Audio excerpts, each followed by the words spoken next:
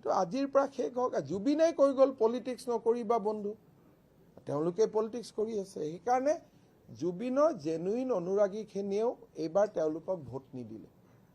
মোৰ যিটো এছেছমেণ্ট, ভুল শুদ্ধ আপোনালোকে জানে।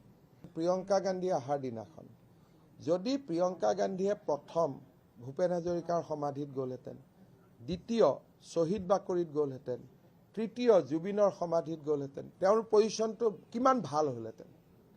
যেতিয়া অকল জুবিনৰ সমাধিত গ'ল, এয়াৰপৰ্টলৈকে ৰাস্তা দি যাওঁতে শ্বহীদ বাকৰি আৰু ভূপেন হাজৰিকাৰ সমাধিটো ক্ৰছ কৰি গ'ল, নুসুমালে, লগে লগে প্ৰমাণ হৈ গ'ল যে এইটো ৰাজনীতি কৰাৰ কাৰণে তাত গৈছে।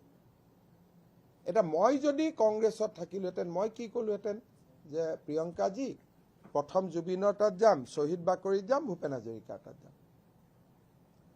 কংগ্ৰেছত ৰাজনীতি জনা মানুহৰ সংখ্যা নাই কাৰণে এই সৰু সৰু কামবোৰ কৰে আৰু বুজাই লৈ নাযায়। ৰৈ ৰৈ বিনালে, ৰৈ ৰৈ কেতেকী, জুবিন গাৰ্গ, জুবিন মাৰ্গ, এইবিলাক যে কৰি থাকিলে, এইবিলাকত মানুহে বেয়া পালে। একদম চিম্পল আছিল, প্ৰিয়ংকা গান্ধীক জুবিন গাৰ্গৰ তাত লৈ যাওক, যাব লাগে জুবিনৰ সমাধিত, কোনো বেয়া কথা নহয়। আহোঁতে শ্বহীদ বাকৰিটো এবাৰ সোমাব লাগিছিল। আৰু ভূপেন হাজৰিকা, জুবিন গাৰ্গ দুইজনেই আমাৰ হিয়াৰ আমঠু। জুবিনৰ সমাধিত যদি গৈছে, ভূপেন হাজৰিকাৰ সমাধিটো সোমাই যাব লাগিছিলে। বোলে মই আগত এবাৰ গৈছোঁ, তেতিয়া বেলেগ কথা। প্ৰিয়ংকা গান্ধীয়ে কেতিয়াও ভূপেন হাজৰিকাৰ সমাধিত অহা নাই।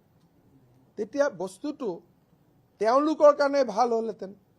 অন্ততঃ মই ভাবিছিলোঁ যে, নাম নকওঁ আৰু, যে আপোনালোকৰ ভিতৰে দুই এজন যি তেওঁলোকক সমৰ্থন কৰি আছে, তেওঁলোকেও এই ভাল উপদেশখিনি দিব পাৰিলেহেঁতেন।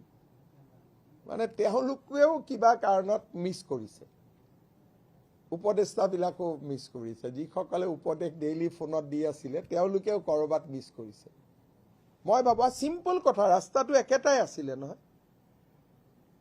সোণাপুৰত গ'ল, শ্বহীদ বাকৰিত গ'ল, এয়াৰপৰ্টত যাওঁতে ভূপেন হাজৰিকা দি ওলাই গ'ল। কিমান ধুনীয়া হেডলাইন হ'লহেঁতেন আপোনালোকেও চিন্তা কৰকচোন। তেতিয়া মই যদি ক'লোহেঁতেন জুবিনৰ সমাধিত গৈ এওঁলোকে ৰাজনীতি কৰিছে, তেতিয়া আপোনালোকে মোক ক'লেহেঁতেন ক'ত জুবিনৰ সমাধিত গৈছে, তেওঁতো ভূপেন হাজৰিকাৰ তাতো গৈছে, আপুনি কিয় কৈছে ৰাজনীতি কৰা বুলি। তাৰমানে কংগ্ৰেছক এই সামান্য পৰামৰ্শখিনি, ধৰক মই এতিয়া যদি আমাৰ বিজেপিৰ কোনোবা মুখ্যমন্ত্ৰী শপত ল'ব, মই কি পৰামৰ্শ দিম যে শ্বহীদ বাকৰিত যাব, ভূপেন হাজৰিকাৰ সমাধিত যাব, জুবিন গাৰ্গৰ সমাধিত যাব, যাতে অসমীয়া মানুহে ভাবে যে ইয়াত পলিটিক্স নাই, শ্ৰদ্ধা জনাব আহিছে। গোপীনাথ বৰদলৈৰ সমাধিত যাব। কংগ্ৰেছৰে প্ৰেচিডেণ্ট, ইমান ধুনীয়াকৈ গোপীনাথ বৰদলৈৰ সমাধি হৈছে, কোনোতো নাযায় তাতে। গতিকে মানুহে বুজি পাই গ'ল যে গোটেই পলিটিক্সটো দয়াবিনী পলিটিক্স। সেইকাৰণে আৰু ইয়াত অলপ চলপ আপোনালোকেও ইনস্পায়াৰ কৰি দিয়ে তেওঁলোকক, আপোনালোকেও বহুত সহায় কৰিলে আমাক মিছ ডাইৰেক্ট কৰাত। আপোনালোকৰো দুই এজনৰ বহুত ভূমিকা আছে, আপোনালোককো ধন্যবাদ জনাইছোঁ। সেইকাৰণে কালি প্ৰতিদিনৰ নামটো লওঁতে মই নমস্কাৰ কৰি লৈছোঁ। অন্য দিনত এনেকৈ লওঁ, যোৱাকালি মই দেখিছে মই নমস্কাৰ কৰি লৈছোঁ। তাৰমানে অন্তৰত কৃতজ্ঞতা এটাও আছে যে তেওঁলোকক ভুল ৰাস্তা দেখুৱাত প্ৰতিদিনেও এটা বিশিষ্ট ভূমিকা পালন কৰিছে। সেইকাৰণে যোৱাকালি মই লক্ষ্য কৰিছে নাই জানো, যোৱাকালি মই প্ৰতিদিনৰ নামটো লওঁতে এটা বাবা হয় নহয়, মই নমস্কাৰ এটা দি লৈছোঁ। কাৰণ আমাক জিকোৱাত এটা বহুত ডাঙৰ ভূমিকা প্ৰতিদিন লাভ কৰিছে। শেষৰ ফালে DYও আমাক বহুত সহায় কৰিলে। যেতিয়া ৰিণিকীৰ সেন্দুৰত ধৰি দিলে, সেইটো DY আমাক তেজপুৰ বা এই চিটখিনি জিকোৱাত DYও আমাক বহুত সহায় কৰিছে। কোনোবা চেনেলে ক'ৰবাৰ সেন্দুৰৰ কথা কয় নেকি? এইবিলাকেও আমাক লাভ কৰিছে যিমান পাৰে। বাকীখিনি ঠিকে আছে, কিন্তু যিখিনি মই কিয় জিকিলোঁ পইণ্টছখিনি কৈছোঁ।